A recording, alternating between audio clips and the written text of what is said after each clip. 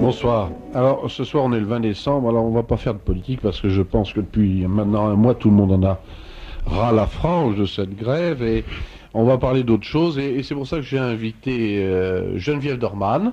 Bonsoir Geneviève. Bonsoir. Et Marie Delarue. Bonsoir Marie. Bonsoir.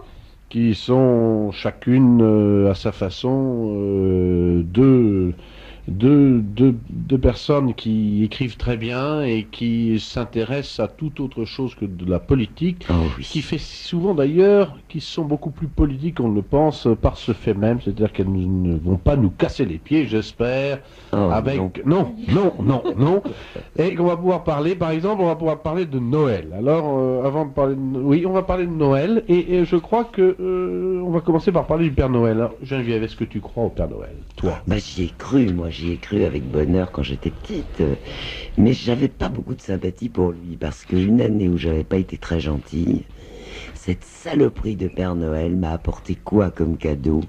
Un dictionnaire et Larousse en plus. Ah, c'est pas bien brillant le dictionnaire Larousse, mais il y a de bons dictionnaires. Il y a le dictionnaire des francs-maçons qui vient de paraître. Je ne me souviens plus de l'éditeur, mais ça vient de paraître. On avait dit qu'on disait pas de cochonnerie alors c'est vrai, l'Avent. C'est pendant l'Avent, on est propre, on ne dit pas de cochonnerie. Marie, quel est votre... Est-ce que vous croyez Père Noël? Oh oui, de temps en temps, je crois comme tout le monde, mais je me souviens plus de ma petite enfance. Comme j'étais la dernière d'une famille nombreuse, j'avais des grandes sœurs qui essayaient de me dissuader de son existence, alors je disais le bonhomme, j'y croyais sans y croire, quoi. Mais... Alors, comme première question, on va parler un peu des livres. Et quel est le livre que tu lis en ce moment, toi, Geneviève? Alors moi, j'ai lu un livre, on va croire que c'est encore la société de connivence, parce que Marie Delarue est là, je la vois pour la première fois, je dois dire. Un livre qui m'a été recommandé par un vieux monsieur que je ne connais pas, mais qui m'a l'air exquis, qui est un académicien qui s'appelle Georges Mathieu. Qui est un grand peintre. Et qui est un grand peintre. C'est un homme exquis, en effet. Bon, et qui m'avait écrit pour toute autre chose, en me recommandant de lire ce livre, qui est signé Marie Delarue, donc, et qui s'appelle Les aventures de Langue de Blois. Alors déjà, rien que pour ce titre, moi je me serais fait pendre parce que j'adore les calembours. Et plus ils sont mauvais, meilleurs ils sont. Hein. Non mais ça c'est excellent, Les aventures de Langue de Blois. Et alors c'est un livre qui est absolument excellent, ça s'appelle Enquête en sous-titre, parce que c'est un livre sérieux malgré son titre rieur, et qui raconte qui est Monsieur Langue, ce qui est quand même, c'est quand même quelqu'un d'assez inconnu. C'est quelqu'un dont on parle beaucoup, mais dont on connaît pas bien la vie. Et là, on apprend tout, depuis son enfance jusqu'à maintenant, et je trouve que c'était quand même quelque chose qui manquait. Et c'est édifiant pour Noël?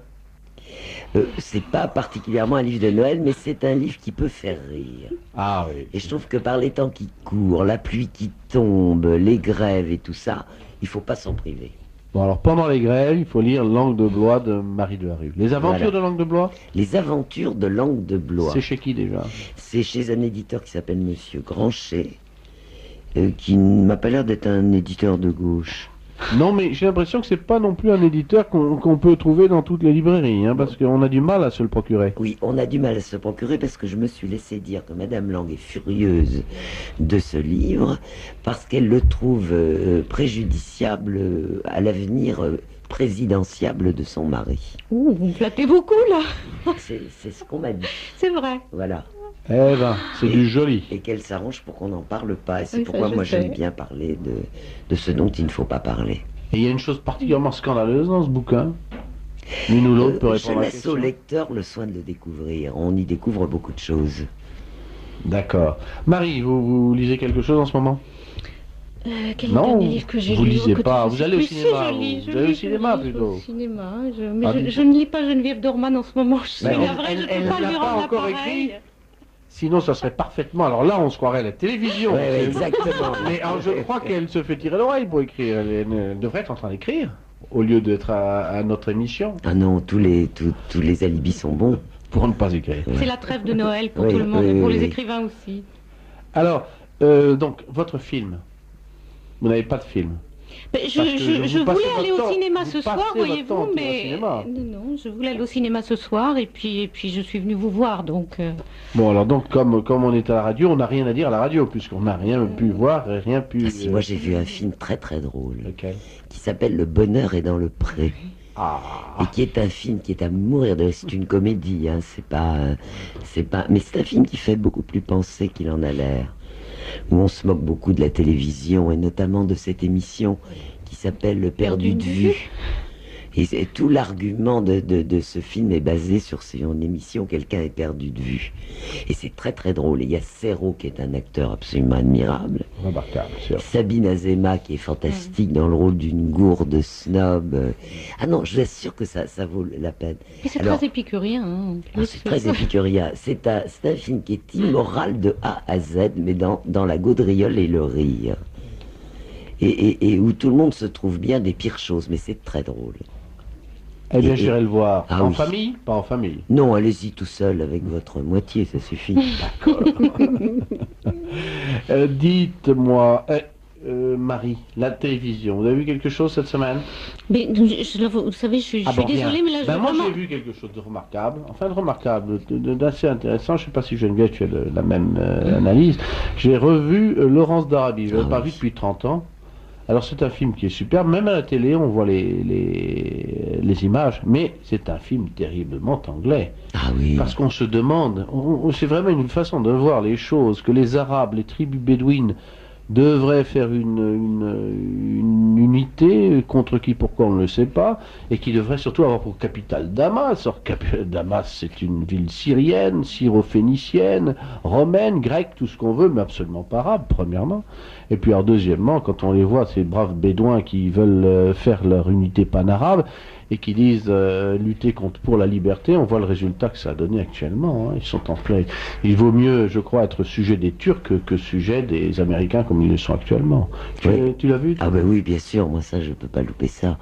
Et en plus, moi je suis câblé en plus. Hein. Là j'échappe à la télévision complètement. Ah c'est une merveille. J'ai vu un film de Jouvet hier soir sur le câble. Non, je crois que c'était sur la 3 ça. Non, c'était sur le câble. C'était sur le câble. Oui, c'était sur le câble. Ah, c'était formidable, un film qui s'appelle Le Revenant. On a tous les vieux films des années 50 qu'on n'a pas toujours vus. Et on peut échapper complètement à la bêtise de la télévision. Ça vaut le coup quand même. Et ça coûte combien ça? C'est pas énorme pas très cher. Quand on considère les services que ça rend. Ah oui, si on peut, grâce à la télévision, échapper à la télévision, c'est remarquable. Et quand on aime le cinéma. Il y a notamment 2 chaînes qui s'appellent Cinéphile et Cinéma, c'est un délice. Bon, mais écoutez, il faut le noter. Et puis alors, Victoria, il faudra que vous trouviez le prix de ça. Ça coûte à peu près 300 francs. Ah, parce que vous êtes câblé. Bien sûr que je suis câblé. Et vous suivez tout ça? Oui, et puis je peux regarder LCI aussi, au point de vue politique, oui. C'est un peu moins mal que les autres. Oui.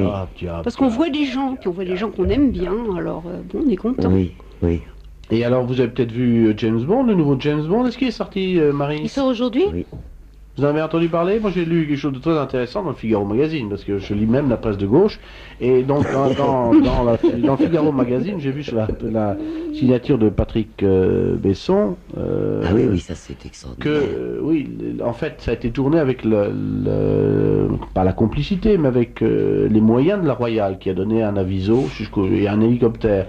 Et le nouveau James Bond, qui n'est plus, hélas, Sean Connery, qui s'appelle Brosnan, a fait des déclarations... On ne peut pas être le roi Arthur et James Bond. Hein.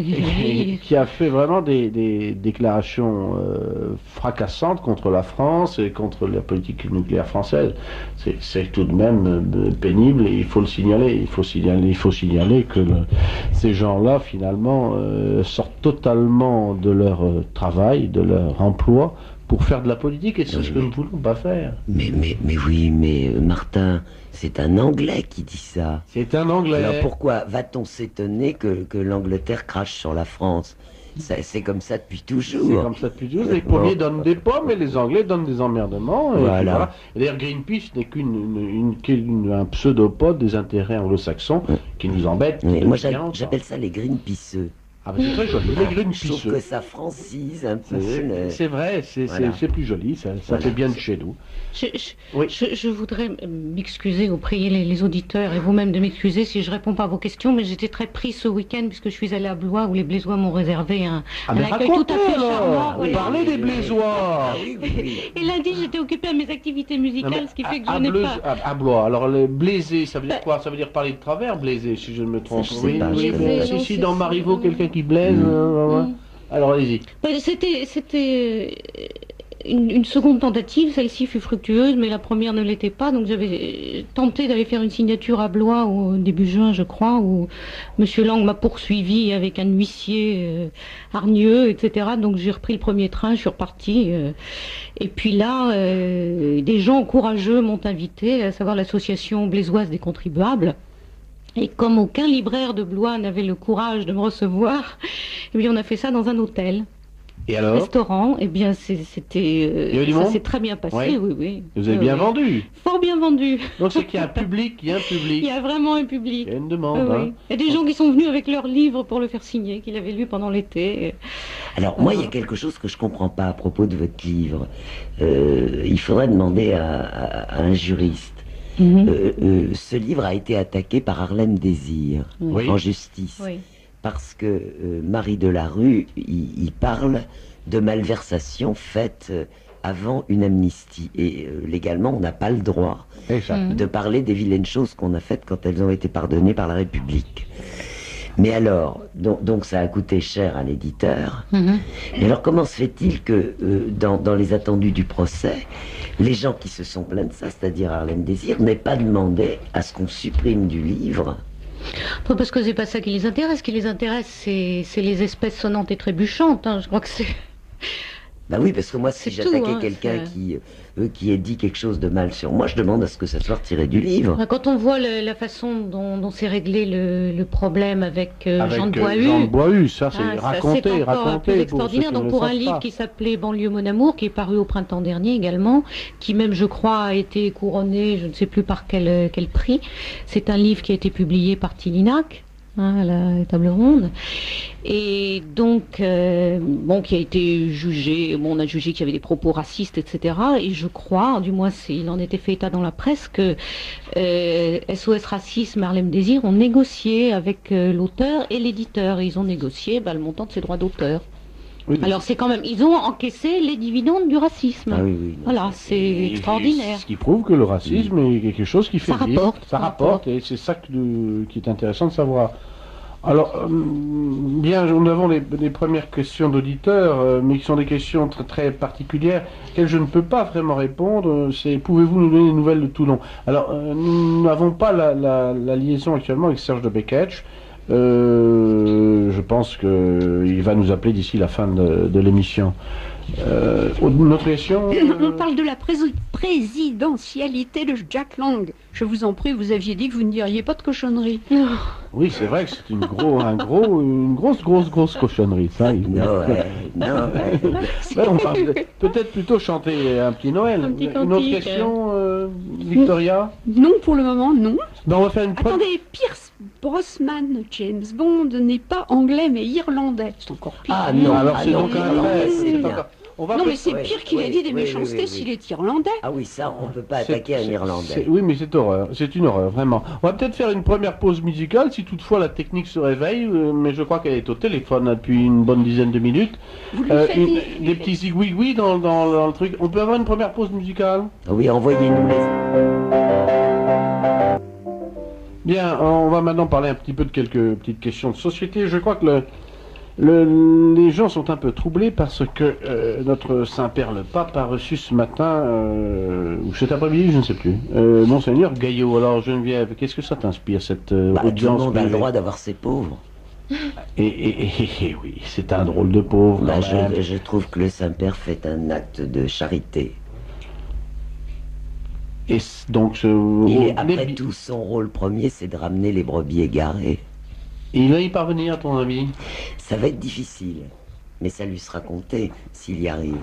À qui? Au pape? Au pape. Et à Monseigneur, parce qu'il y a plus de bonheur Moi, j'ai dans horreur, le ciel j'ai horreur de Monseigneur une Gaillot. brebis égarée que pour 99 Oui, justes. mais alors là, ça va chanter sec. Hein, Et alors pour le rapporter sur ses épaules surtout. Non, non, je déteste cet individu et je suis ravi, moi, qu'il soit plus évêque. Enfin, si, il est toujours évêque. Il est toujours, oui. Oui, mais enfin, qu'il n'ait plus d'évêché ou nuire.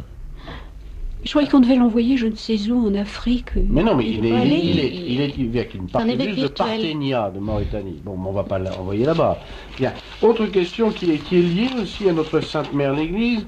Je viens de voir encore une fois que comment dirais-je, Raymond Barre, maire de Lyon, a interdit une salle à Madame Claire Fontana qui organise des réunions pour lutter pour la vie contre l'avortement. Alors, qu'est-ce que ça t'inspire? Ça, Raymond Barre, ça a l'air pourtant d'un brave garçon bien conservateur. Pourquoi fait-il ça? Et corollairement, il y a une question de vocabulaire qui est importante. J'entends toujours parler de commando anti-avortement, alors que dans le même temps, on entend parler de, quand il y a 60 ou 80 voitures qui brûlent à Nantes, d'incidents de queue de cortège. Alors, est-ce qu'il n'y a pas une inversion du vocabulaire, peut-être? Oui, mais ça, c'est une naïveté de poser la question. Oui, je suis naïf. Oui. Je suis terriblement naïf. C'est... Et le pauvre Barre, pourquoi fait-il des choses comme ça? Bah, peut-être parce qu'il doit penser que ça va lui rapporter des électeurs. Mais lui aussi est naïf, alors c'est la même naïveté. Et je crois, mais ça, on le sait qu'il est naïf, Barre. C'est pas la première fois qu'il nous le montre. Alors, puisque... Non, mais je crois qu'il a peur des troubles publics, tout simplement. Ah oui, justement, le trouble à l'ordre public. Alors, moi, c'est très intéressant, le trouble à l'ordre public. Quand est-ce qu'il y a trouble à l'ordre public, à ton avis? Quand il y a des violences dans la rue. Quand il y a des violences Oui, dans la rue. oui. Moi, je suis pas pour les... Moi, je suis contre l'avortement, mais je suis pour la liberté des gens. Et exactement, et c'est pour ça que il m'arrive de défendre le pape, bien que je sois pas une très bonne chrétienne, parce que si le pape était pour l'avortement, ça serait plus le pape. Absolument. Et que moi, je trouve qu'il a raison de donner des directives, et nous, on a la liberté de les suivre ou pas. Et quand j'entends les gens beugler contre le pape, on a l'impression que la France entière est catholique, alors qu'en général, ce ne sont pas des gens très catholiques qui l'attaquent. Ah mais c'est ce qui m'a frappé, je ne sais pas si tu te souviens de l'histoire des sacres, quand il y a eu justement les sacres par Monseigneur Lefebvre des quatre évêques, toute la France, des bourgeois, francs-maçons, etc., a crié au schisme. C'est la première fois de leur vie qu'ils parlaient du schisme, et c'était terrible, et ils demandaient, j'ai lu dans Le Monde, sous la plume, je crois, d'Henri Ting, qu'il fallait que Rome fulmine l'excommunication. Mais c'est plutôt rassurant de penser remarquable, quand même. penser qu'au fond la France est foncièrement catholique, parce que moi ça m'étonne autant que de voir des gens qui ne sont pas apparemment catholiques cesser de travailler pour la Pentecôte ou pour Noël. Ils devraient continuer à travailler. Mais alors, quand est-ce qu'il s'arrêterait? Alors, pour le Yom Kippour, c'est comme si nous, on s'arrêtait pour le Yom Kippour ou pour une fête arabe. Ah oui, ce serait une France communautaire où chacun s'arrêterait. On continue à vivre dans une France qui, au fond, est monarchiste, qui, au fond, est très catholique, foncièrement, qui ne le sait pas toujours, mais qui l'est. Et c'est rassurant. Il est, parce que donner une importance pareille au pape, quand on écoute la radio nationale, il n'y a pas de jour qu'on ne l'attaque pas. C'est lui reconnaître quand même une certaine importance. Et c'est l'hommage du vice à la vertu. Eh oui, eh oui. Donc finalement, c'est très bien. Oui. Allez, on tourne tout bien parce que c'est... Ah oui, Noël, on va positiver ce soir, c'est pour Noël.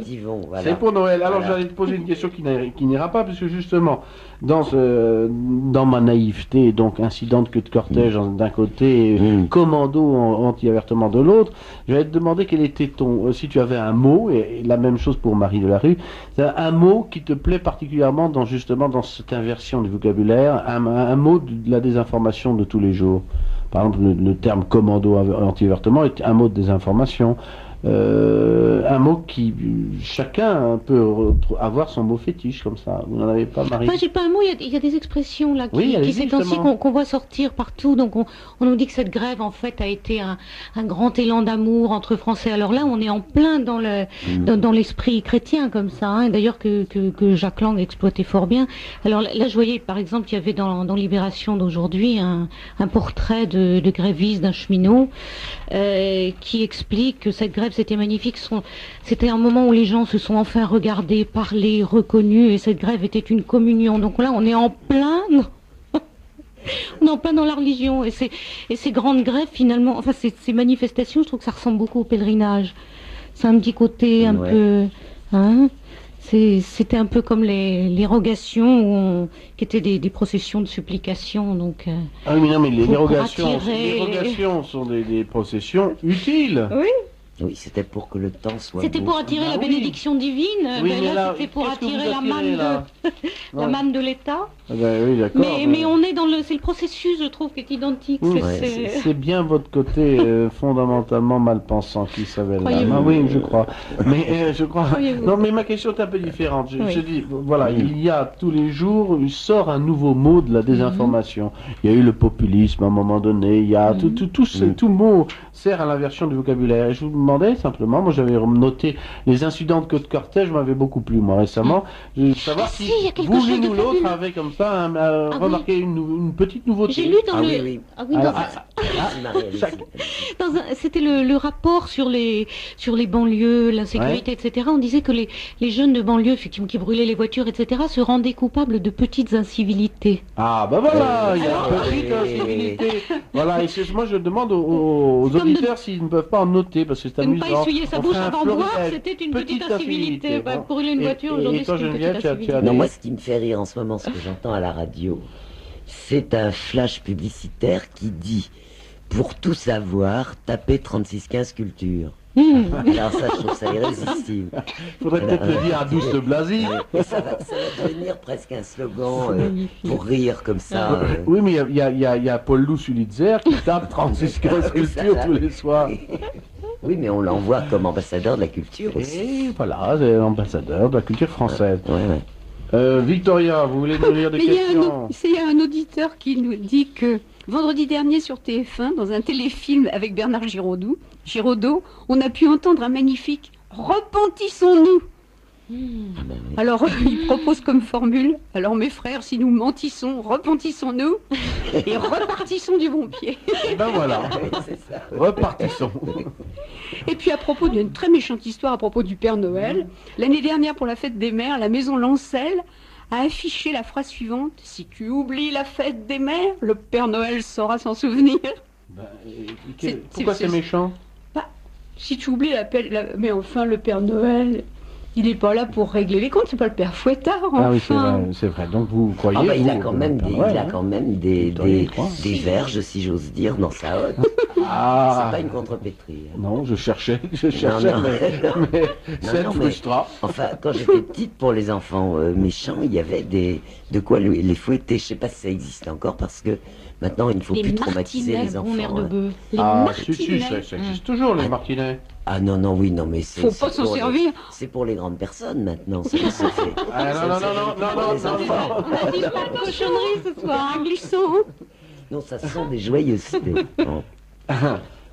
Encore une question d'auditeur, ou plutôt une remarque d'auditeur. Je n'avais pas constaté que les éditoriaux d'Alain Griottret étaient de gauche. Non, bien sûr, mais je plaisantais en disant que c'est une boutade, que le Figaro Magazine était de gauche. C'est une boutade, mais c'est aussi le fond de ma pensée, remarquez. Non, c'est à cause de Besson qui est communiste que tu as dit ça. Oui, Besson est communiste, puis les autres.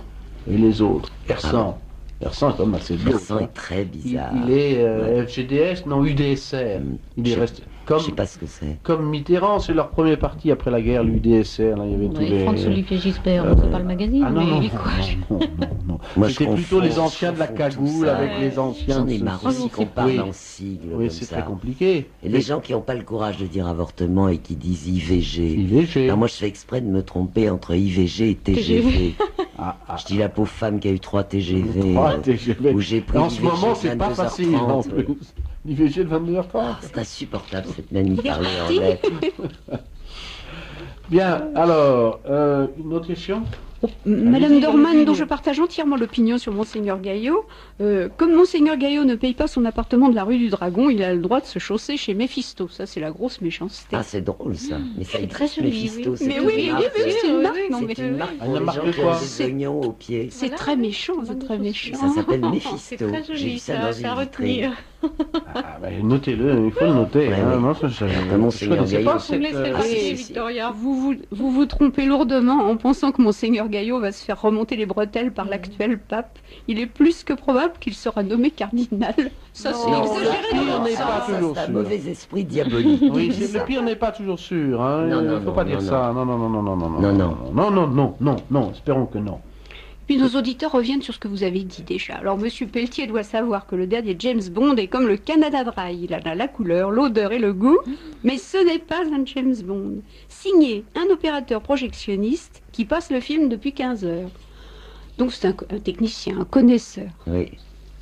Bon. Mais moi je trouve ça bien James Bond parce que je trouve que ça ressemble au toujours Chevalier bas. de la Table Ronde. Il y a les mêmes choses Mais c'est beau, je parlais extraordinaires. de... Mais c'est amusant que Ouais, Sean Connery joue Arthur dans le... Oui, oui, oui. la table ronde version hollywoodienne. C'est très drôle.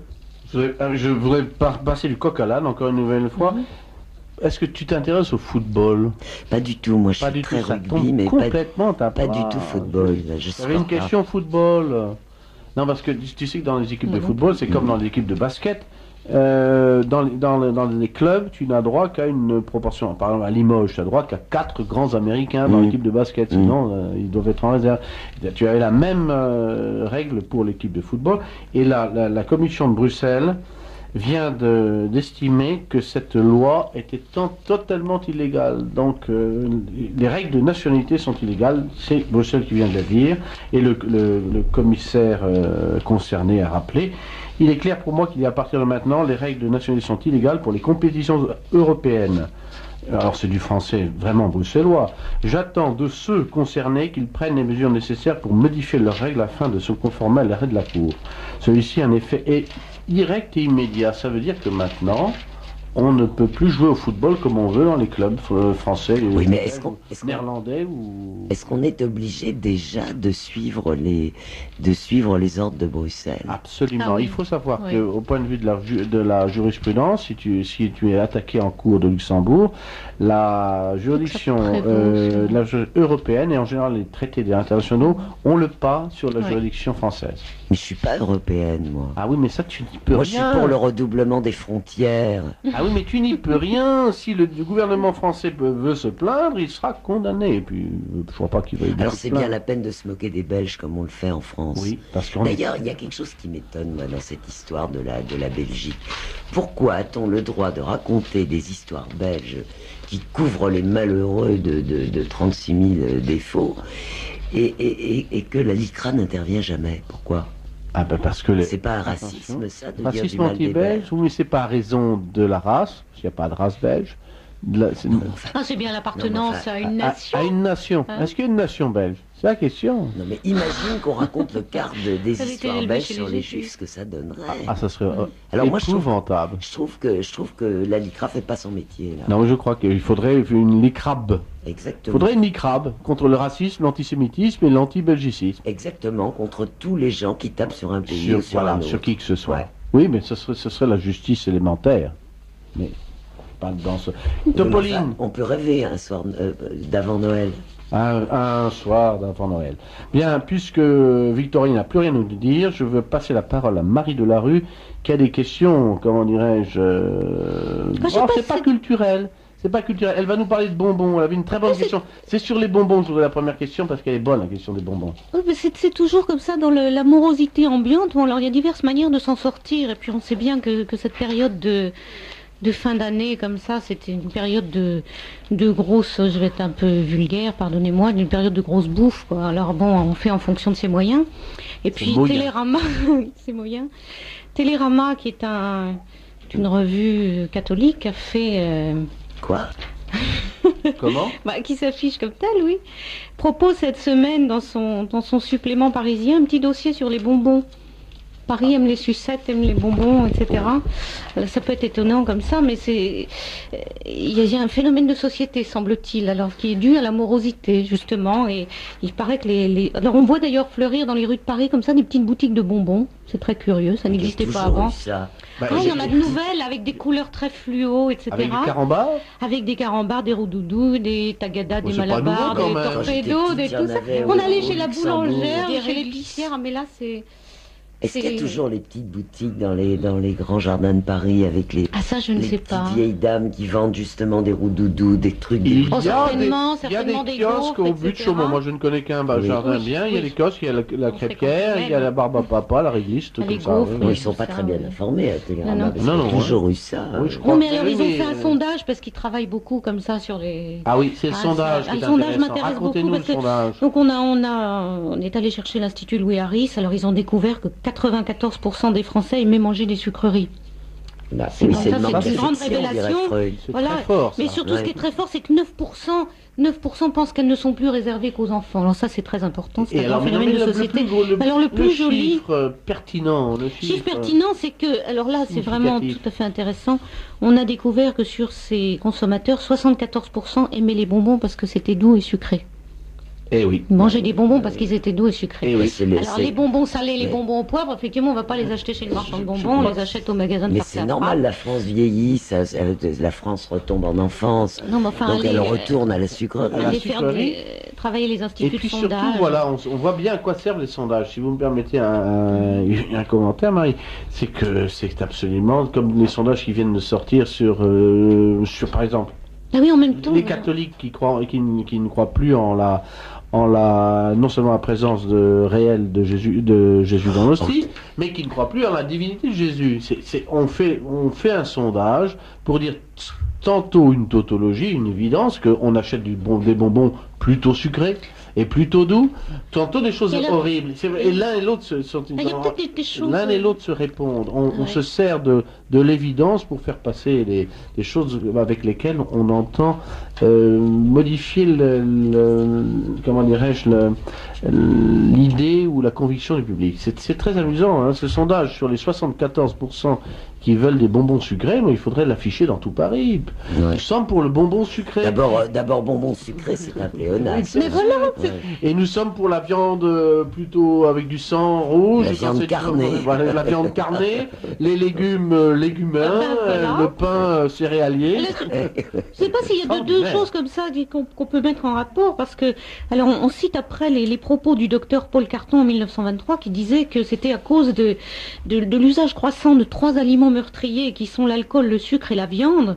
C'est à cela que nous devons l'empoisonnement de la pensée contemporaine. Ce sont eux qui nous valent ces productions littéraires immorales, attention Geneviève Dormal, ces romans délirants, ces musiques contorsionnées, ces peintures inharmonieuses et ces modes saugrenus. Et Alors, ça, est-ce que c'est c'est la aussi- faute des cubistes, Non, comme alors- on disait autrefois. Ah, c'est la faute des... Ah ça, je serais plus porté à croire que c'est la faute des cubistes. Mais la viande, et l'alcool et le sucre, c'est très mauvais pour la création littéraire et la réflexion. Moi, je sais pas, je bois pas beaucoup d'alcool parce que je suis pompette tout de suite, donc je fais quand même un peu Et attention. la viande. Et la viande, j'adore ça. Moi, j'adore un bon gigot, un chapon bien dodu, une oie avec, vous savez, comme dans l'histoire du curé de Cucugnan. Alors voilà une histoire de Noël Des gélinotes. extraordinaire. Ah, les Ah, gélinotes. c'est formidable. Enfin, le curé qui se dépêche de dire ça. Drelin. Oui. Il faudrait relire ça. Voilà des choses qu'on devrait entendre à la radio. Et tu m'en feras 300. Ah oui. Ah, on en bavait de convoitise à lire cette nouvelle de Monsieur Daudet. Et justement, est-ce que c'est une nouvelle de mangeur de viande et de buveur d'alcool, ou au contraire, une nouvelle de mangeur de céréales qui a envie pour Noël de beaucoup de viande et de vin? Mangeurs de céréales, moi j'appelle ça les constipés. Oh, ben le pain. Les mangeurs de céréales sont les constipés, la fibre, là, toutes ces Jambon cru pubs saladé. abominables où on vous montre des dames à la télé justement en train d'avaler des fibres pour assurer leur transit. Ah, voilà la télévision. Bravo, merci. Transit. Ça fait rêver, ça, non? Vous parliez tout à l'heure du bonheur est dans le pré. Il y a un moment que j'ai trouvé très, Ah non, tout à fait délicieux dans Pas ce... trop fort, Marie. Si. Où cette dame qui est si pincée, si coincée, qui revient de sa cure de thalassothérapie, est au restaurant. Et le monsieur lui dit, alors bon, des escargots, je ne sais quoi, alors, quelque chose de superbe. Elle prend un air très coincé, lui dit, et si on ne mange pas du brocoli bouilli à l'eau de vitesse? On est là pour le plaisir. Oui, mais alors, oui. justement, Ah oui. puisque vous écrivez toutes les deux des livres, et surtout, Geneviève, est-ce que le fait de manger de la viande a un effet, comme semblait le dire ce scientifique, sur la création littéraire? Est-ce qu'on écrit des nouvelles et des romans plus déréglés, plus scandaleux quand on mange de la viande? Non, je ne crois pas, mais inversement, je crois que quand on écrit vers midi moins le quart, on a tendance à écrire sur la nourriture et à donner des recettes absolument fabuleuses parce qu'on a faim. C'est l'hypoglycémie. Ouais, et ça, c'est pas mal d'avoir faim, mais c'est exactement comme si vous me posiez la question, est-ce qu'on écrit des histoires d'amour quand on est amoureux? Non. Il faut attendre. Non, il faut être en manque d'amour pour écrire des histoires d'amour. Il faut être en manque de viande. Et personne n'écrit à 2 heures de l'après-midi. Quand vous avez fait un bon repas ou quand vous avez mangé un quart de chapon, ce qui est quand même pas grand-chose par personne. Un tout petit quart de chapon. Quand on est gourmand, oui. Bon, là, on n'a pas envie d'écrire, on a envie de roupiller. Il faut dire les choses comme elles sont. Bon, il y a les anges et puis il y a nous. Alors on va faire une deuxième petite pause musicale sur cette forte parole sur les anges et la musique. C'est plus. Ouais. Ah, on se tait, c'est repris, c'est rouge. Bien, alors, on va parler un petit peu de la situation politique, ou plutôt de la situation sociale. Je viens d'apprendre par un écho que 150 emplois étaient menacés chez Jacob Delafont. En fait, on ne dira pas, après toutes ces grèves, combien en fait ça coûte, même si l'INSEE, même si la SNCF donne leurs chiffres, on ne le chiffrera jamais. Je crois que ça aura eu quand même pour effet non seulement d'ennuyer les populations, mais de mettre à mal une bonne partie de notre économie. Mais d'après vous, Marie Delarue, il n'y a pas que des malheureux, semble-t-il, de cette grève, puisque au sortir de la grève, les gens ont envie beaucoup de s'amuser, de consommer, semble-t-il. Ben oui, parce qu'on voit que on n'a jamais tant vendu de voyages comme ça pour ces fêtes de fin d'année. On voit que les voyagistes, je crois que c'est comme ça qu'on les appelle. C'est les voyagistes. Voilà, vendent des promenades sur la banquise au pays des Lapons, où on propose aux gens une immersion dans la vie des Ouzbeks, etc. Mais enfin, il y a toujours une immersion dans la vie des Ouzbeks. Vous pouvez nous dire, pour ceux qui ne sont pas spécialistes. Je sais pas, ça doit être en Ouzbékistan. Il ne doit pas y faire très chaud en ce moment. L'Ouzbékistan, au mois de décembre, c'est le bon moment. Ça doit être interactif. C'est le bon moment, c'est un moment interactif. C'est interactif. Moi, j'ai juste connu la Sibérie au mois de septembre, mais déjà, c'était pas très chaud. Mais quelle partie de la Sibérie? Mais racontez-nous, vous ne racontez rien. C'est le voyage de ma vie. C'était le transsibérien, ça se fait pas 10 fois dans une vie, mais même au 15 septembre, vous n'êtes pas sûr de revenir par le train. Vous pouvez vous trouver pris par les neiges. Alors, l'Ouzbékistan au mois de décembre, ça doit pas être... Et à part l'interactivité ouzbek, vous avez autre chose à nous proposer? Il y a toujours les Antilles qui sont la première destination, et puis la Martinique, la Guadeloupe. Alors, il y a une forte pression sur l'océan Indien, disent les voyagistes. Alors, et le prix de ces voyages, en gros, c'est quoi? Ça doit être quelques dizaines de milliers de francs quand même, oui. Alors on apprend que Cuba est saturé, que bon, et oui. C'est les gens de la sécurité sociale qui étaient partis à Bali, je crois, à 100 personnes, alors que l'Amérique n'avait envoyé que 7 personnes pour un congrès. Les Français sont spécialistes, on en voit toujours dans nos congrès sociaux. Je crois qu'on ne dit pas la vérité. La sécurité sociale est très riche et elle engraisse grassement les gens qui s'en occupent. On nous ment. Mais pas seulement M. Blondel, je crois que la gestion de la sécurité sociale a un taux de rendement qui est très inférieur à ceux d'une assurance privée. Donc la différence du rendement, c'est dans la poche de certaines personnes. Et vous avez peut-être un petit écho à nous raconter. Oui, parce que M. Blondel, il était vraiment à la pointe des événements, là. Donc il avait besoin d'être sur place et il était logé, on a appris pendant les 3 semaines de grève, là, il était logé dans une très belle suite de l'hôtel Mercure, rue de la Gaîté, dans le 14e arrondissement de Paris. On lui avait fait un prix d'amis parce qu'au lieu de 1200 francs la nuit, c'était 900 francs. Oh, bah, c'est pas cher. C'est le quotidien de Paris qui arrive. Non, c'est pas cher, bien sûr. Bon, même avec les petits déjeuners, quand même, pour un monsieur qui avoue 14 000 francs de revenus par mois, bon, c'est pas mal, il y a beaucoup de gens. C'est pour ça que la grève s'est arrêtée, il ne pouvait pas rester plus de 14 nuits, c'est tout simple. Alors, il n'a pas voulu dire au quotidien qui avait payé la facture. Ah, eh bien, il faut faire l'enquête. Il faut faire une enquête. L'enquête reste à faire. On ne sait pas non plus qui paie ses cigares, ni ses... Mais M. Levaille était indigné ce matin que le quotidien et Minute ait osé reprocher ça à M. Blondel. Et pourquoi? Il n'a pas dit pourquoi. Parce que lui, il prend pas des suites à 900 francs, mais à 2800. Ah oui, donc Oh non, pas de gros mots, là. Pardon. Non mais remarquez, je reviens au portrait du gréviste qui est, enfin dans Libération aujourd'hui, donc qui est un cheminot responsable syndical CGT. Lui, quand il en a assez de conduire l'Eurostar, il part en vacances. Alors il dit là où il se passe quelque chose, dans les champs de coton du Nicaragua, aux Philippines et au Laos. C'est pas mal. C'est vrai que c'est intéressant. Non, mais ce qui compte de noter, c'est que finalement, il reste encore quand même un petit peu d'argent dans ce pays pour aller se détendre. Et c'est pas une mauvaise chose, remarquez. Mais quand on parle de la grève et de la détresse sociale, il faut pas oublier ça. Comme ça, il y a quand même deux ou trois France qui cohabitent très bien. Alors, j'ai un auditeur qui est Philippe de Pavillon-sous-Bois qui me prie de transmettre toute sa sympathie à Madame Dorman, ce que je fais. Et puis qui me demande, mais alors il me je mettrai à Béatrice, qui est une de mes plus belles amies, et voilà, c'est tout ce que je peux dire. Je n'ai pas le droit de dévoiler son identité. Alors, Victoria, d'autres questions? Qui a dit cette chose horrible pendant que je lisais les messages et que je ne l'écoutais pas? Le curé de Cucugnan, pour le titre de la nouvelle. C'est les trois messes basses. Les trois messes basses. C'est pas le curé de Cucugnan dont il est question. Si, je ne c'est sais bien pas, de lui. Oui. Les trois messes basses, dont le héros est le curé de Cucugnan. Non, mais le titre de son petit clergeon qui s'appelle Garrigou, si je me souviens bien. Oui, non, mais on se souvient Drindin. parce que ça fait rire quand on est petit. Donc, oui, bien sûr. On dit ça quand on est petit, on se rappelle de Cucugnan. Et moi, c'est un souvenir de Noël, c'est vrai, parce que on avait un disque. Non, j'étais pas Cucugnan, mais je crois que ça existe d'ailleurs, Cucugnan. Je crois que oui. C'est une autre messe basse dite par Fernandel. C'était plein de musique dans la voix, c'était superbe.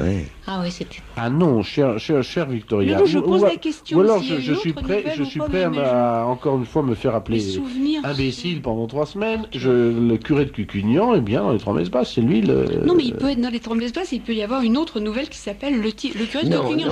Je ne crois pas. Je ne crois pas. Écoutez, c'est pas fondamental, mais je ne crois pas, franchement. On vérifiera ce soir. Vous avez une autre question encore plus embêtante? Mais c'est parce que nos auditeurs savent tout. C'est pour ça, vous quand même leur dire. Allons. Et là aussi, on vous dit, vous n'avez rien compris. Le sondage est une des formes les plus abouties de la démocratie. D'ailleurs, Dieu devrait être élu. Mais non, pas besoin de les lire, puisque nous avons un sondage. Alors, c'est ça l'intérêt du sondage. Il remplace l'élection. Oui. On vient de prononcer un mot. Dieu. Démocratie. Ah bon, pardon. Et j'aimerais faire profiter d'une trouvaille que j'ai faite hier dans un livre, un très beau livre aussi, qui s'appelle Paul Morand, Voyageur du XXe siècle, d'un monsieur Burrus. J'ai trouvé ça, et comme j'aime bien Paul Morand, j'ai commencé à lire ce livre, et j'ai trouvé une citation de Philippe Berthelot, qui était un homme politique sous la Troisième République. Et ça m'a tellement fait rire que je trouve qu'il faut en faire profiter les gens pour Noël. Une définition de la démocratie. C'est le droit pour l'époux de dévorer les lions. Eh ben, c'est du Je trouve ça très joli quand même. Ah, c'est Berthelot pensait ça, lui qui a inspiré. Pourtant, c'est un excellent démocrate qui a beaucoup inspiré notre politique étrangère pendant plus de 30 ans. Oui, mais il avait des moments de lucidité. Eh oui, même Clémenceau a bien terminé. Voilà. Si on lit les livres que Marté lui a consacrés après 1919, Clémenceau pense très bien. Oui. C'est l'expérience qui éclaire les... J'ai trouvé que c'était une jolie définition de la démocratie. Répète-la, c'est le droit pour les lions, pour l'époux, de dévorer les lions. Une autre question, Victoria. Non. Je suis noyée dans mes papiers. Il y en a trop, Le réconfort que m'apportent vos propos vaut tous les médicaments du monde, mais que faut-il faire pour se réjouir avec vous autrement qu'en vous écoutant dans le poste? Donnez des raisons de se réjouir. Savez, quand on n'est pas ici, on est tellement sinistre que on pleure en ce moment. 5 minutes avant, c'était pas fort. C'était pas gai du tout. Parce que justement, Geneviève et Marie m'ont appris qu'elles ne croyaient plus au Père Noël ou si peu. Parce qu'elles avaient écouté un évêque anglican, si j'ai bien compris. Ah non, il y a un imbécile de pasteur protestant qui a trouvé bon, c'est ce qu'on lit dans les faits divers ces jours-ci, de déclarer en chair en Angleterre que le Père Noël n'existait pas. Enfin, vous avez dû lire ça dans vos journaux, et tous les petits-enfants pleuraient dans l'église. Les parents se sont plaints. c'est pas un moment au moment de Noël de raconter des histoires pareilles. Et le curé, cet imbécile de curé, le lendemain, est remonté en chair pour dire si, le Père Noël existe. Et Je l'ai rencontré. C'est un gouvernement d'opinion. On Voilà, fait un sondage, voilà, 90% des enfants. voilà. Marie, Je voulais juste faire une petite parenthèse parce que Geneviève Dorman parlait de Paul Morand et je sais que sera rendu public, mais je ne sais pas si quelqu'un la publiera et je ne sais pas s'il y aura encore des lecteurs pour s'intéresser à ça. Doit être rendu public en l'an 2000 la correspondance de Paul Morand et de Jacques Chardon. Ah, mais ça, alors moi j'attends ça, moi mais aussi. je ne sais pas si quelqu'un le publiera. Je pense quand même. Pourquoi pas bon, je sais ça doit être assez croquignolé. Ça doit être très croquignolé. Parce que pour qu'il ait pris la précaution de le faire publier si tard, c'est-à-dire Voilà, quand les gens dont il parle seront morts, ça doit y aller. C'était quand même deux langues de vipère tous les deux, mais ça doit être tellement plein d'esprit. Eh ben, il faudra le lire. Mais oui. Quand est-ce que va justement cesser le moment où on ne peut pas le faire paraître? Eh ben, ça doit être le 31 décembre 1999. Ah bah c'est on n'a plus beaucoup de temps à attendre. C'est bientôt. Oui, ça fait plus que 3 ans dans les poussières. 4 ans. Oh, mais pourquoi voulez-vous qu'on ne le publie pas? Non, je ne sais pas, parce que Chardon aujourd'hui est tellement devenu infréquentable. Ah oui, mais et vous avez Morand quand même aussi, des d'une gens certaine courageux façon, dans hein. l'édition. Oui, Par exemple, oui. la collection bouquins, vous avez des livres vraiment dont on ne pensait pas qu'on les publierait maintenant. Vous avez un titre en tête? Je veux pas le dire parce que j'ai peur d'attirer des ennuis à ces gens courageux. On touche du bois, on n'en parle pas. Non. C'est vrai que le bouquin, c'est pas mal. Non, c'est Guy Scheller qui est un monsieur cultivé et courageux. L'ancien patron du livre de poche. Voilà. Qui a fait Voilà. ce bouquin qui est une très très bonne... Voilà, et cette collection est formidable parce qu'il y a des titres qui sont quand même pas politiquement corrects, comme on dit, vous voyez. Oui, parce que vous savez, ça remonte à quelques années, déjà, je sais pas, il y a bien 7 ou 8 ans, je crois, la ville de Barbezieux voulait baptiser son nouveau lycée, donc voulait l'appeler Jacques Chardon, ce qui était quand même assez logique, et puis il y a eu un comité d'enseignants, etc., qui a protesté violemment, donc je crois qu'on ne lui a pas donné, bien sûr, le nom de Jacques Chardon, et je crois que les noms qui étaient proposés, il y avait Coluche, et je suis en train de chercher le nom oui, de bah c'est un saint contemporain, Coluche. Non, de ce truand qui a été tué alors qu'il était en train de dégoupiller une grenade sous sa banquette. Comment s'appelait-il? Messrine, voilà. Mérine ou Mesrine? Je ne sais pas. C'est bien pour les enfants, ça. Oui, Voilà. c'est un nouveau ça. C'était Je crois qu'il faut aller plus loin que, je sais pas, que le politiquement correct. Je crois qu'on est en train d'établir un nouveau sens commun, un nouveau code moral. Alors justement, il faudrait en faire le répertoire, savoir ce qui est bien, ce qui est mal. Actuellement, qu'est-ce qui est bien, Marie? C'est ce qui donne bonne conscience, je crois. Oh, pardon, Marie. Oui, mais non, mais chacun... Oui. Oui, et qu'est-ce qui est mal? Fumer, c'est mal. Manger, c'est mal. Oui. Non, Comment, c'est pas mal, manger? Rire parfois. Boire, c'est mal. Rire, c'est suspect. C'est tout Rire, à fait c'est très suspect. suspect. Ça, on en a vu ça déjà avec Et le nom qu'est-ce de qu'il y la a de rose. pire qu'un suspect? Un lèche-cul. Oui, alors voilà, on devait en arriver là. C'est pour ça qu'il ne faut pas poser trop de questions parce qu'on a les réponses. Bien. je vais vous poser une question sérieuse. Oui, alors, allez-y. Est-ce que la commission de Bruxelles, ou Bruxelles, je ne saurais Bruxelles. jamais, reconnaît la Belgique en tant que nation? Bon, si c'est à moi que les questions posées, C'est vous, je s'il réponds. vous plaît. Bien sûr, oui. Il y a combien maintenant? 16 États qui composent la communauté européenne. Donc fatalement, elle la reconnaît. Pourquoi? Parce que Martin est belge. Je croyais qu'il je suis était belge, je breton. donne- Tout à l'heure, vous étiez en train de défendre Il est les Belges, breton. alors quand Vous êtes même. breton, ça va. Martin Quart Pellier. breton. Je croyais qu'on vous appelait Tonnerre de Brest. Non, pas du tout. Je suis un seul quart breton. Moi, je suis un mélange. Ah bon? Je suis un beurre.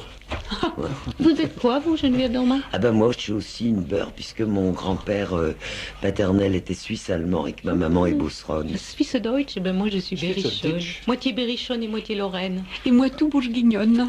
Voilà quelqu'un qui Voilà doit un aimer pur sang. bien la bonne cuisine.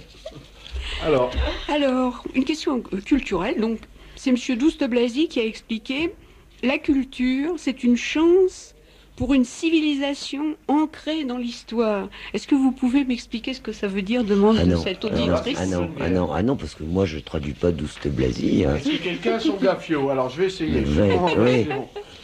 Bon, la culture, c'est une chance. Bon, il a voulu dire la culture est une chance. Mm. Alors, pour qui? Une civilisation ancrée dans l'histoire. Oui, ça c'est Alors, ça. quelles sont les filiations qui ne seraient pas ancrées dans l'histoire? Non, non, mais ça c'est parler pour ne rien dire, Oui, ce c'est qu'on ça. appelle la langue de de bois. Ah, ben, je crois que c'est comme les bonbons de tout à l'heure. Les bonbons sont sucrés, et puis les arbres ont des branches et souvent des feuilles. Voilà. C'est du douce, quoi. Voilà, je suis très contente C'est parce du blasi, mais. Alors, continuons. Dans la rubrique, donc, nos auditeurs savent tout. Il y a bien 2 récits, le curé de Cucugnan et les 3 messes basses, dans l'enregistrement qu'a fait Fernandel des Lettres de Montmoulin dans la collection Festival. Eh ben, je vais voir ce Eh ben soir. voilà, nos erreurs n'auront pas été inutiles. Voilà, on a. Eh bien, ça On m'étonne a quand appris même. quelque chose. Je vais regarder ce soir quand même. Hein. Allez, travaillez. Oui, rappelez-moi donc ce que disait Beaumarchais déjà, vous savez. Oh, allez. Bon. Allez. Quelle est la différence entre le mot réactionnaire et le mot conservateur? Allons débattre. Alors, pour moi, quelqu'un de réactionnaire, c'est quelqu'un qui réagit. Voilà. C'est-à-dire qu'il n'est pas mort. Et pour moi, conservateur, c'est quelqu'un qui conserve. Et moi, conservateur, c'est ce qu'on met dans les cornichons. Oui, ça c'est du vinaigre. On en met aussi C'est dans les du- confitures. Et Ah du non. sucre. Ah Le non. sucre est un conservateur. Ah non. Le Oui, sel est un oui, conservateur oui. dans le Ouais. Oui, avec dans le le sel. jambonneau. Dans le jambonneau, Oui, il y a du oui, sel. oui, Et ça, la c'est morue, vrai. Oui, et dans la morue aussi. Bon, alors, donc, non, mais quand même, il faut pas. Ça, c'est Léon Daudet qui disait réactionnaire tant qu'on voudra, conservateur jamais. Il faut un tout petit peu adoucir ça, parce que, quand même, au départ, qu'est-ce que ça veut dire conserver? Ça veut dire conservare, ça veut dire sauver ensemble. Et ça, c'est pas mal de sauver ensemble. Si on avait de vrais conservateurs, on n'aurait pas besoin de réactionnaires. Oui, non mais... Voilà. Mais comme on n'a pas de conservateurs, Voilà. on a réagit. besoin de réactionnaires. Et on Voilà. réagit. Et voilà. Je ne comprends pas l'idée générale de votre émission, qui donne l'impression d'être une émission de jeunes retraités. Nous sommes avec des personnes de bonne compagnie, mais tout de même, je n'apprends rien, dit Mais- cet Ah auditeur. oui, mais c'est parce qu'il est tellement plus cultivé que nous Voilà. Et que il a- il faut qu'il nous pardonne. Nous demandons humblement son pardon. Voilà, et puis on a voulu faire une émission qui ne parle pas directement tout le temps de politique politicienne parce que c'est Noël. Oui, Voilà. oui, oui, Et on préfère parler du temps qui fait de Noël, de Voilà. la messe, du pape, de tout ce qui finalement fait le. On a envie de le dire des tissu des jours. Des légèretés. légèretés sur des sujets Mais graves. justement, voilà une chose qu'ils ont apprise, voulez-vous répéter votre phrase sur la démocratie? Parce que je n'ai pas eu le temps de la noter, dit Bon. cette auditrice. Alors, La démocratie, virgule, c'est le droit pour l'époux POX. POX de dévorer les lions. Voilà. Voilà, c'est fait. On Et continue. c'était de Monsieur Philippe C'est Berthelot, ça, c'est Philippe Berthelot. qui Voilà. était un mécène de Giraudoux. Qui de- était le successeur un peu de paléologue finalement. Oui, oui, oui, c'était un monsieur, paraît-il, très cultivé, très charmant.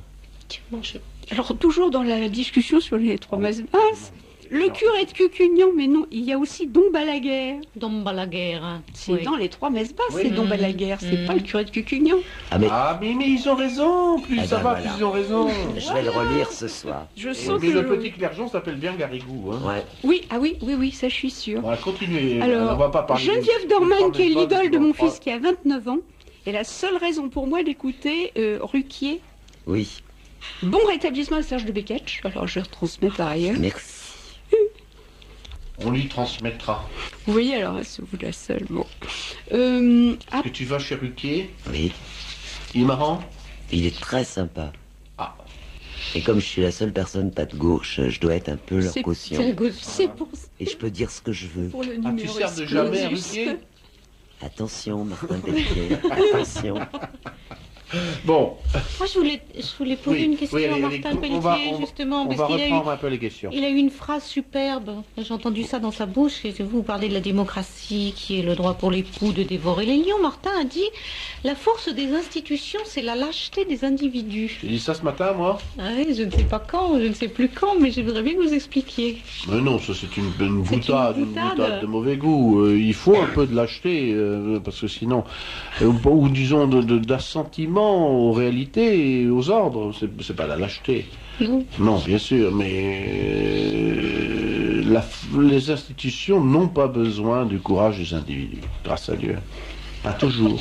Il faut quelques citoyens courageux, mais il n'en faut pas des millions. Peut-être que le courage des individus n'a pas besoin des institutions. Non aussi. plus. Et inversement, virgule. Alors il y a, Ça, c'est très réel. il y a d'un côté il y a Rome et d'un autre côté il y a les Chouans et tout ça, ça marche très bien. Mais alors quand il n'y a ni les institutions ni le courage, alors ça donne le pari des modérés. Voilà. Et n'oubliez pas les Vendéens, parce que les gens font la confusion perpétuellement.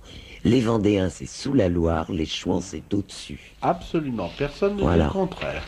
C'est un peu comme mais à Balaguer chaque et le curé de Cucugnan. À chaque fois, on dit de Philippe de Villiers qu'il est Chouan. Non, il est Vendéen.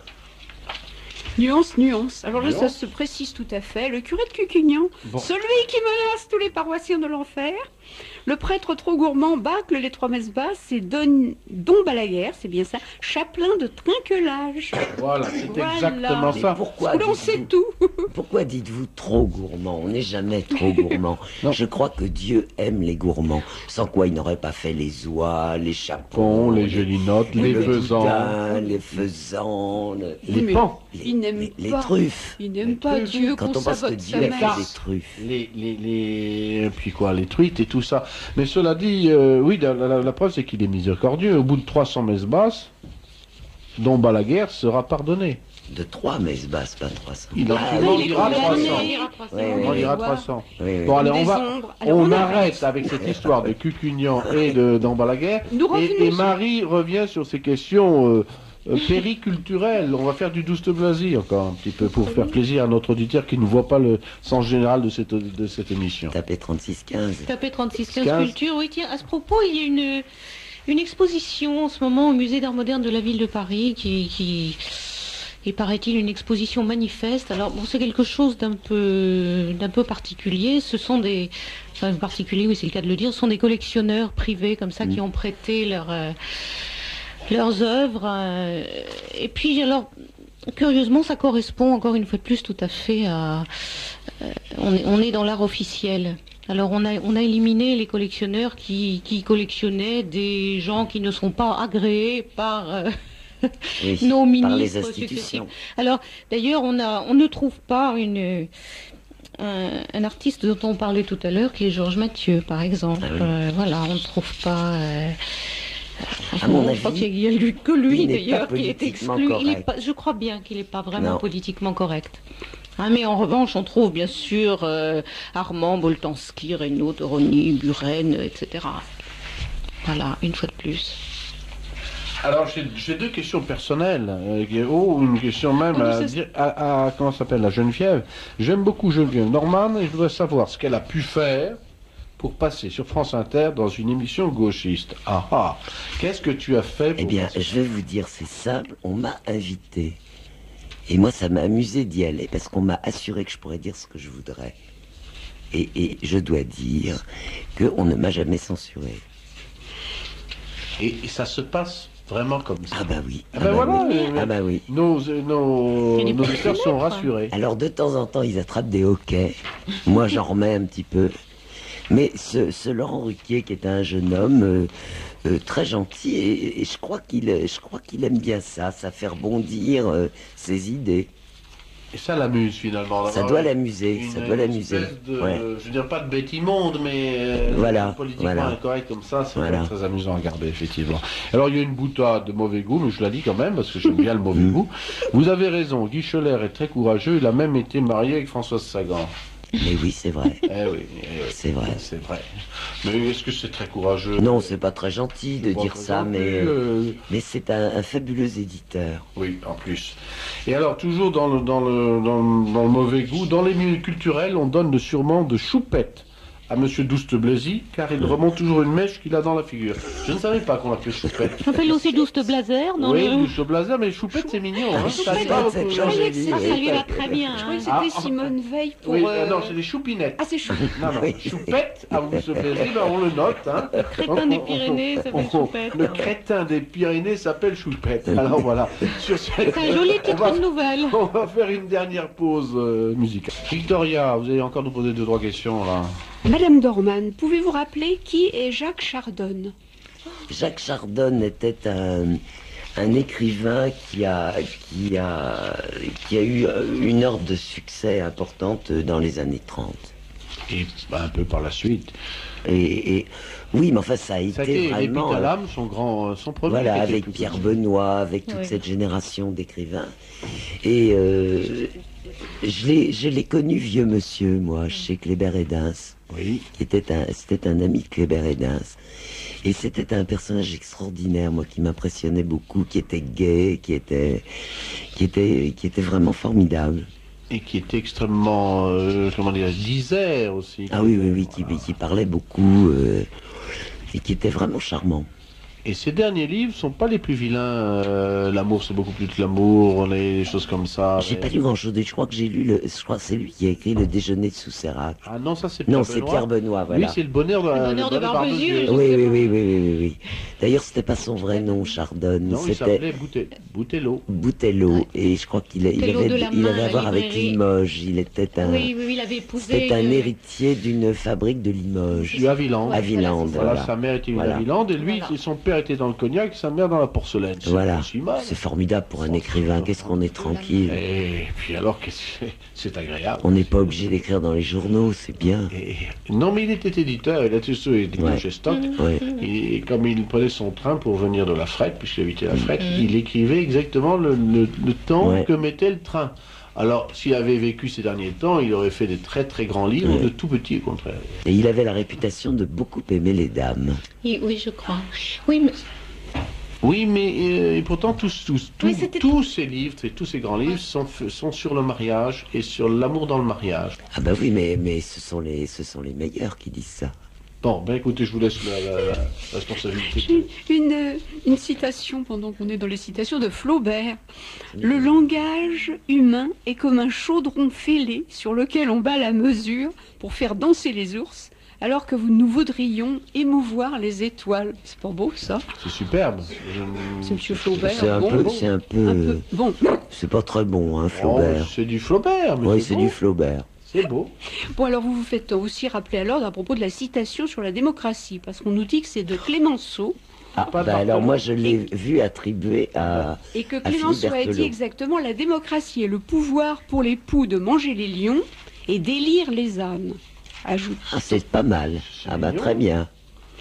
Vous savez, à ce moment-là, on ne sait pas à qui l'attribuer, parce qu'on a attribué tellement de choses à ces gens-là qui avaient beaucoup d'esprit et puis beaucoup d'habitude. Oui, il a dû piquer ça à Berthelot, à mon avis, ça ne m'étonne pas. C'est pour ça qu'ils sont sournois, là. Puis, voilà, si c'est dans Martin, on ne sait pas qui l'a écrit, finalement.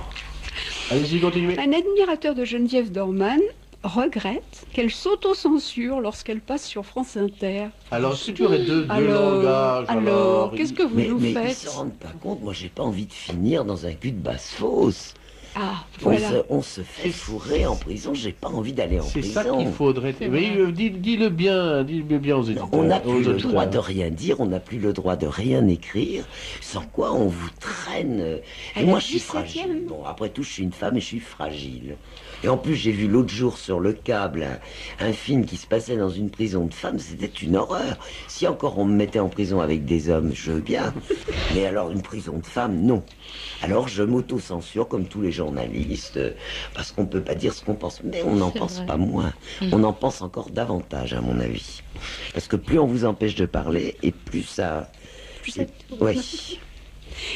C'est à propos de ce que vous avez dit tout à l'heure, vous mélangez exprès TGV et IGV. Mais vous pourriez aussi bien dire VGA, puisque c'est de lui que l'initiative est partie. PSU et PMU. Oui, mais en être à sa 5e DGE, c'est très pénible. Ah oui, alors là, ça crée une confusion. Les gens vous regardent, ils ne comprennent pas ce qu'on veut dire. Vous avez pris l'IVG de 10h37 8h47. À propos de l'avortement, j'ai mon ami Montaldo qui un jour a dit une chose très très drôle quand même. C'était au moment où des tas de dames très élégantes affichaient leurs avortements, s'en vantaient.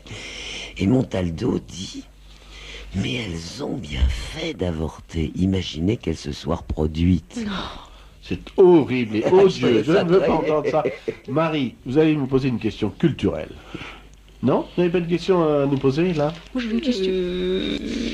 Non, c'était pas une question culturelle, je voulais simplement... Mais allez-y, c'est pas Faire une culturel, mise en je suis garde simplement aux trompé. auditeurs. Ah non, non, j'ai trouvé ça encore extraordinaire, puisqu'on ne cesse de nous parler comme ça de cette période sinistre, des restrictions, etc. Et puis j'ai découvert comme ça dans la presse, je crois bien que c'est dans le Figaro d'aujourd'hui, qu'il est déjà trop tard pour réserver son réveillon de Saint-Sylvestre 1999. Alors si vous vouliez aller dîner à la Tour d'Argent, si vous voulez, ben voilà, vous pourrez pas franchir le seuil du nouveau millénaire. En réveillonnant, c'est déjà complet partout. Ah, c'est la grande peur de l'an 2000, c'est de ne pas avoir Ben, assez de caviar. Il y a même une personne qui a réservé au Ritz, s'il vous plaît, depuis 1986. Ah, c'est très bien le Ritz. Le Ritz, On oui. m'a servi des tripes au petit déjeuner un jour.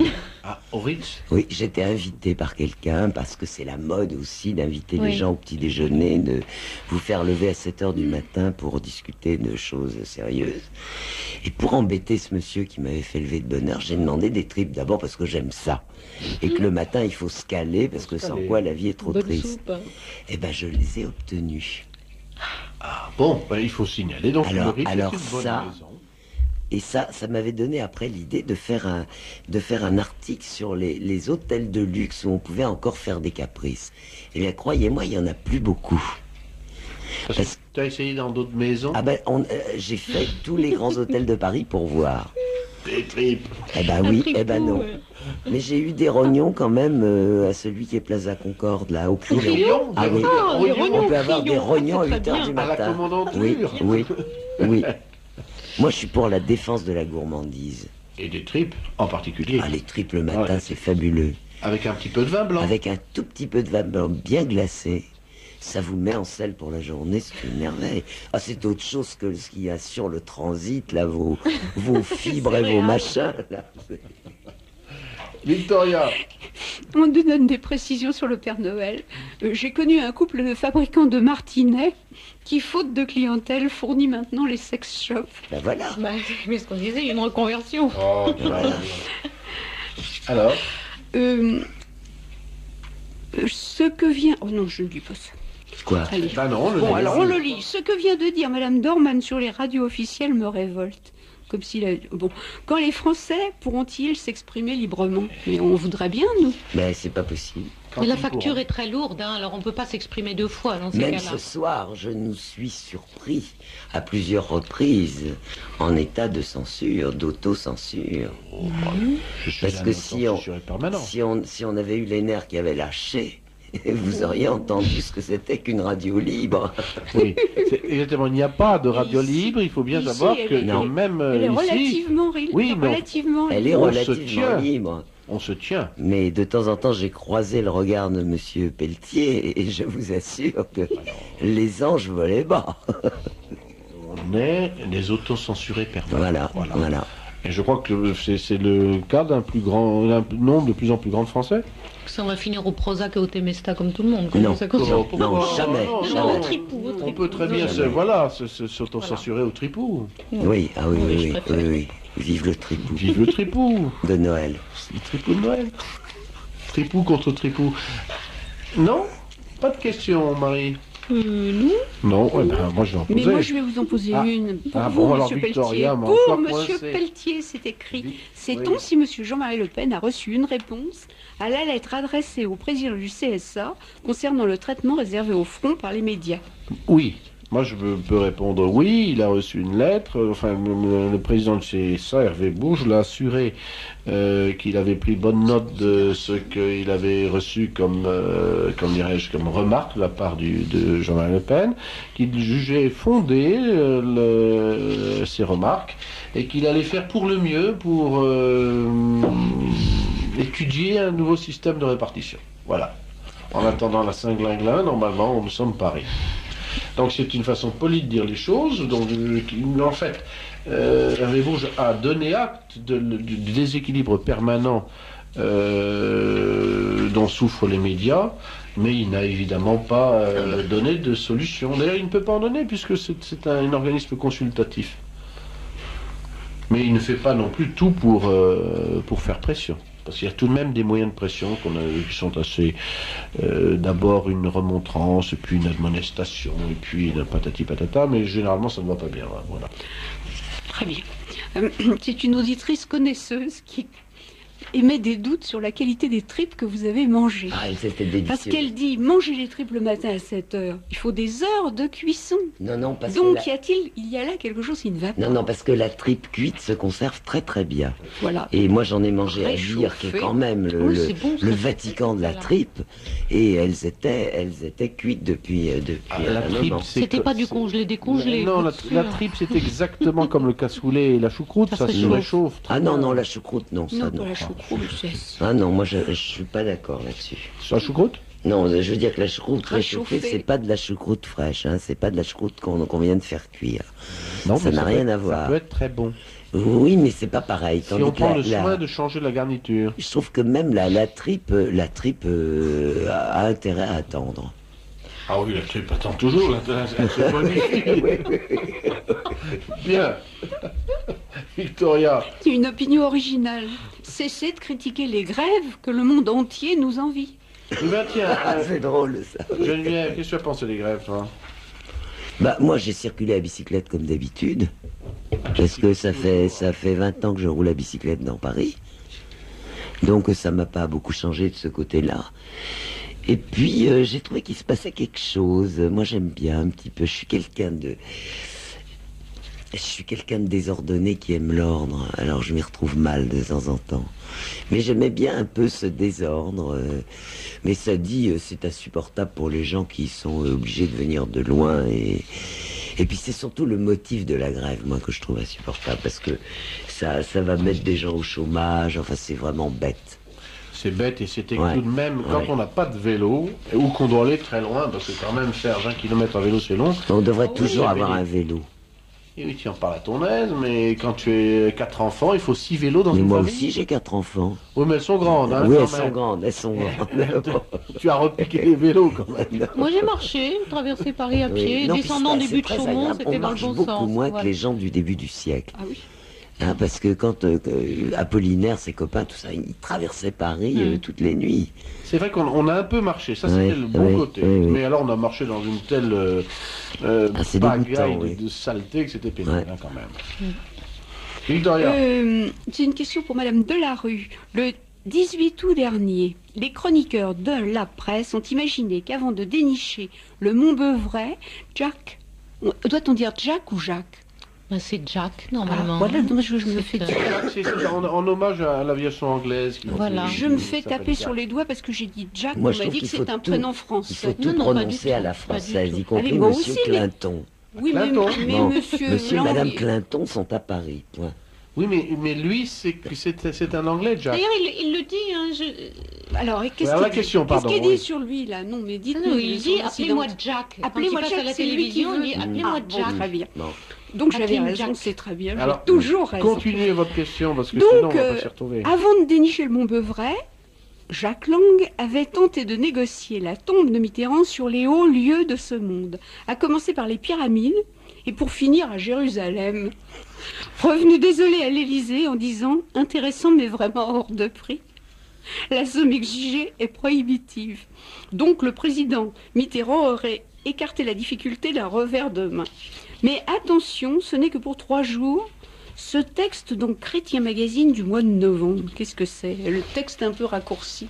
Il a vraiment été cherché. Alors ça, je ne sais pas, j'ignorais ça, mais c'est pas impossible du tout. Et j'avoue que si cet auditeur a des précisions à donner sur le sujet, je suis preneur. Mais non, parce que il faut préciser aussi que le livre de Marie Delarue n'est pas un livre de ragot léger.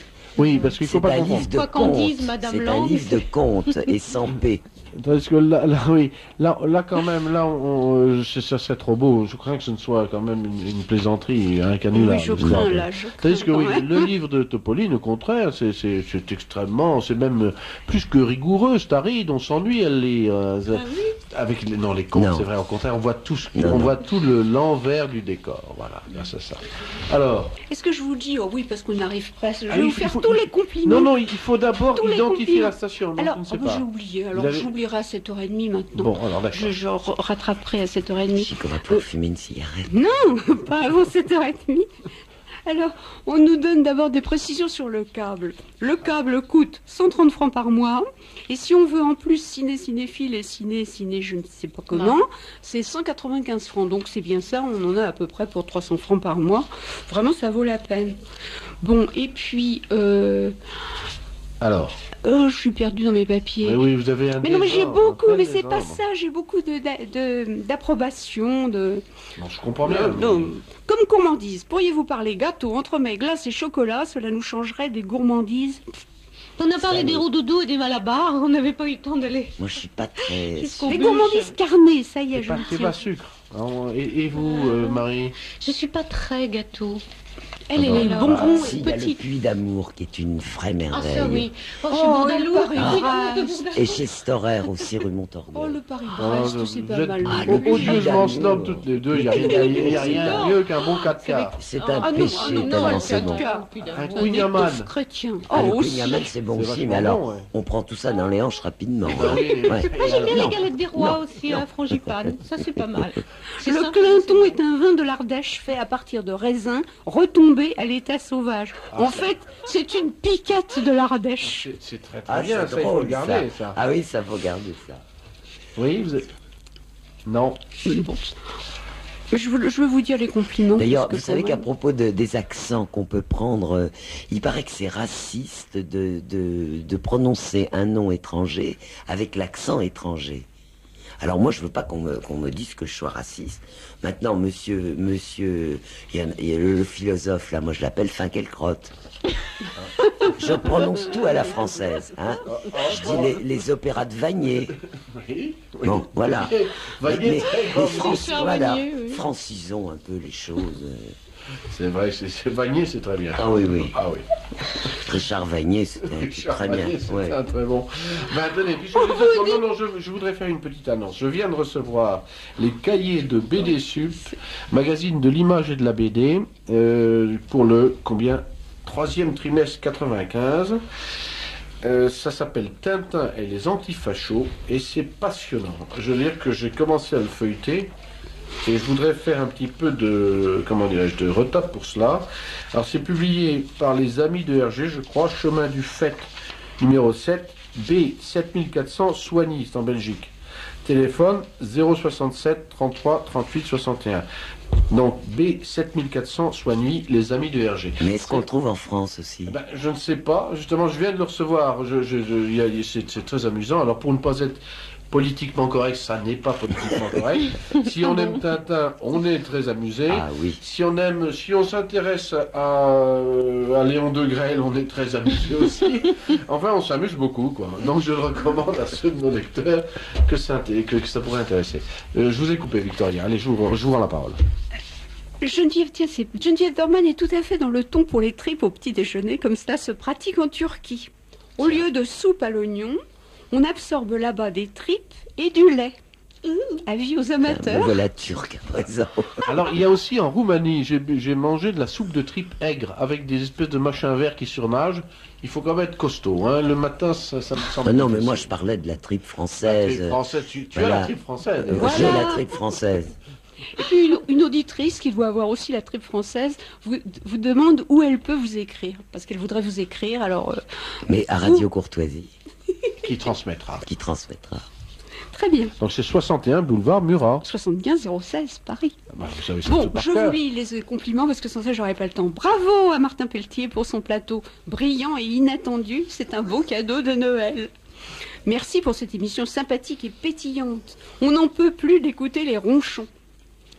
Beaucoup Bon. d'esprit et d'humour dans votre émission. Bravo. Alors, un auditeur. Bravo d'avoir invité Geneviève Dorman qui ne vient pas assez souvent à Radio Courtoisie. C'est toujours un plaisir de l'entendre. Signé un vieil admirateur. Une dame. Bon, je commence à comprendre pourquoi le grand psychologue Gérard Mulliez ne peut pas supporter Geneviève Dorman. Les voix que nous entendons ce soir sont très sympathiques. Alors, je t'ai plus. Vive l'hypoglycémie et le manque provisoire d'amour qui vous font écrire, je crois. Un grand bravo à Madame Delarue pour son livre que j'ai trouvé au début de l'été dans une grande surface. Ah, c'est à noter. Et redites-nous donc la référence du livre, Oui, c'est il les faut la éditions retenir, Grancher, et puis le prix aussi. Alors, donc ça s'appelle Les Aventures de Langue de Blois. C'est publié chez Jacques Grancher. L'adresse. L'adresse, c'est 98 rue de Vaugirard, dans le 6e, si je ne me trompe. Et le prix, c'est 99 francs. Voilà, donc 99 francs Voilà. aux éditions Grancher.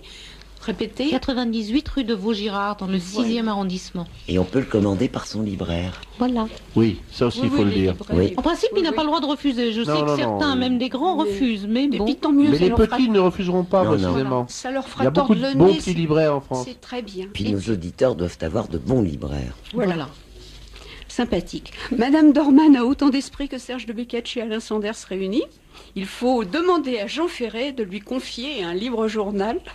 Oui, mais À vos alors, marques, Madame Dorman. fainéante comme elle l'est, C'est pas mon métier. même si... Et une auditrice suggère que pour se remonter le moral, faisons du point de croix. Ouais, c'est vrai. Ah, oui, on n'a pas parlé point de croix, hein, voilà, on n'a pas parlé, on n'en parlera pas. C'est pas Noël, ça. C'est pas Noël, On non. en parlera pour la Passion. Qu'est-ce que c'est Alors, Et alors, oui, de la part de la mère agitée, chez moi il n'y a pas de céréales ni de nourriture de constipé, c'est de la bonne cuisine avec viande et légumes bien préparés, qu'on se le dise. C'est Madame vrai. Dorman sera la bienvenue, la mère agitée, 21 rue Campagne Première, téléphone 43 35 56 Ah bah oui, 64. bah C'est ça, vrai. On ira, connaît, on c'est ira une bonne voir, maison. oui, Oui, ouais. oui, oui. bon, et la serre n'a pas envoyé sa petite publicité, non. Mais je crois que la mère agitée a encore des places pour le réveillon 1999. Alors 19, dépêchez-vous. bon, oui, Oui, oui. on a encore 4 ans, ça va. Alors, est-ce qu'il est temps de faire les annonces légales Mais j'ose dire. attendez, pourquoi voulez-vous m'empêcher de dire les trucs? On a envie de Vous voir voulez être vraiment fumé. pas dire, là, Si. les trois... non, l'histoire Alors. des 3 jours. Jérusalem, la sépulture, non, je ne suis pas...